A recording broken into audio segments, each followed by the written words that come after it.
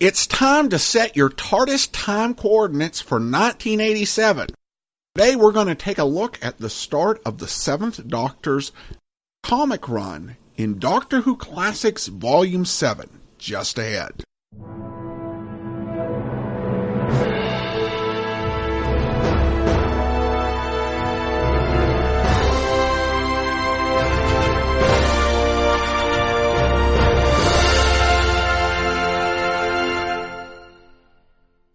Welcome to the Classy Comics Podcast, where we search for the best comics in the universe. From Boise, Idaho, here is your host, Adam Graham.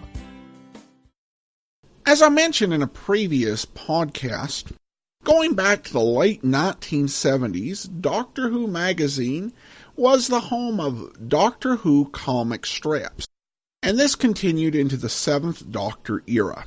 The 7th Doctor was portrayed by Sylvester McCoy, who took over at a very difficult time. Colin Baker had been fired as the Doctor at the request of the BBC, quite unfairly in my opinion, and hadn't actually appeared in a regeneration story, with McCoy donning Baker's costume and a blonde wig. Definitely a bumpy way to begin an on-television run. Are the comics that bumpy? Well, we'll take a look here. We're going to be reviewing Doctor Who Classics Volume 7 from IDW.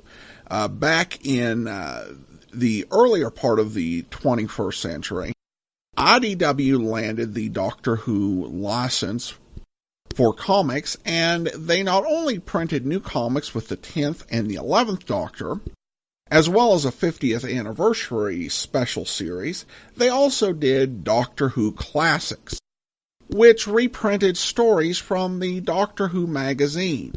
The Doctor Who Classics volume is not the only way to read these stories. You can actually buy Panini's collection, which is now the one who will print all of the previous classic Doctor Who comic collections.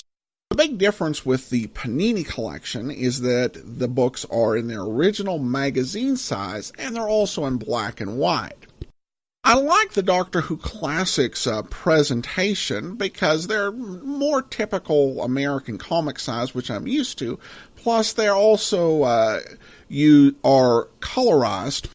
The colors are done by Charlie Kirkhoff, who just does a fantastic job on here. They feel very true to the type of color choices that the artist would have made had they had the option of doing color comics back in the 1980s. The only downside to reading this in the Doctor Who Classics version is you don't get the commentary at the back, which the Panini version is kind of nice, but we can forego that. The book is about 120 pages long. The comics in Doctor Who magazine at this point were 8 pages in length.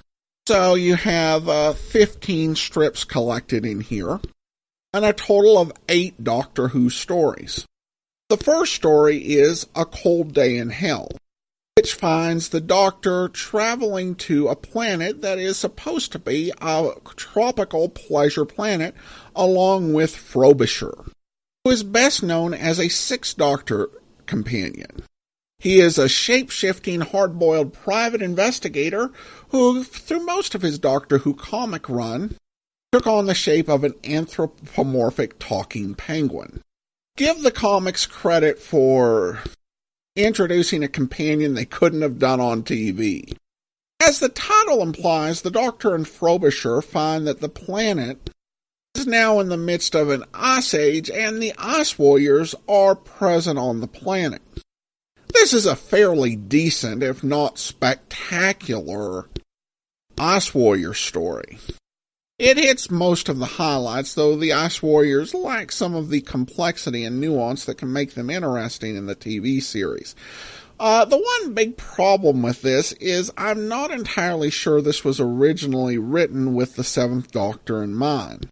The story serves as a goodbye point for Frobisher, but is somewhat confused as to chronology, partially because the Perry traveled with the Sixth Doctor and Frobisher, and so this is assuming that this is right after they dropped off or said goodbye to Perry, when in fact the Sixth Doctor had a fair amount of living left to do before he regenerated. It kind of feels like the writers were not given full details as to what was going on with the series, so they produced something that was a little bit more out of continuity than it needed to be. Still, it's an okay story. Redemption is a one strip story that finds the Doctor allowing someone from a cold day in hell to travel with him in the TARDIS, but it turns out they're wanted. The story, I guess, was okay. It didn't do a whole lot for me. Just kind of mediocre. The Crossroads of Time finds the Doctor bumping into a giant metal angry creature called Death's Head. It's kind of supposed to be like the Doctor having a fender bender, except Death's Head wants to kill the Doctor in payment for the inconvenience of the Doctor hitting him in time. This story tries to be funny, but it kind of fails. It does end up with the Doctor doing something to save his skin that ultimately endangers Earth. And I know it's a comedy story, but good comedy stories really try to tell a story that's got comedy that's based on the way the characters actually behave. That's actually funny. The Doctor doing something completely out of character like this isn't funny, it's just kind of dumb. The Claws of the Clathy is a 3-strip story, and it's probably my favorite in the book. It finds the Doctor in Victorian England that also involves some inhabitants of a freak show. There have been a series of strange burglaries, but the Doctor suspects there's more to it. This story takes, I think, what's a pretty perfect and tried Doctor Who method, where you throw the Doctor back into the Victorian era. It works pretty well here. There's a lot of great art and some imaginative twist in here. Even though it's just a 24-page story, it was well worth a read.